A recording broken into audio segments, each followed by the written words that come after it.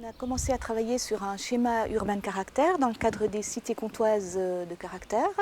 Donc on a travaillé sur l'ensemble de la ville, en fait, qui est une ancienne ville médiévale, et sur ce qui pourrait se faire en fait au niveau de aussi bien en aménagement urbain que aussi dans la périphérie pour la revaloriser. Donc on a proposé aussi même des propositions de circulation, de stationnement. Donc en l'occurrence c'était, on dit comme c'est quand même assez petit, un centre petit, on fait en sorte que les voitures aillent au maximum quand c'est possible à l'extérieur avec des stationnements et des choses comme ça.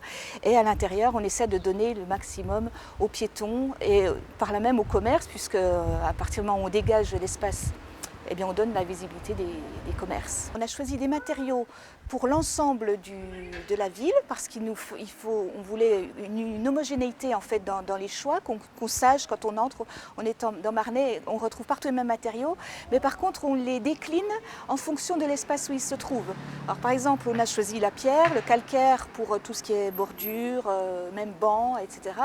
Mais par contre, on va le traiter dans les fossés, par exemple rue Conscience, ou dans les rues adjacentes qui sont plutôt plus rurales que le centre. On va les traiter sous forme de pavés inégaux, posés différemment, d'une certaine façon. Alors qu'au centre, là où on est dans un endroit, disons, plus noble, un peu plus précieux, enfin, voilà, on va traiter plutôt ça en large dalle, en choses comme ça.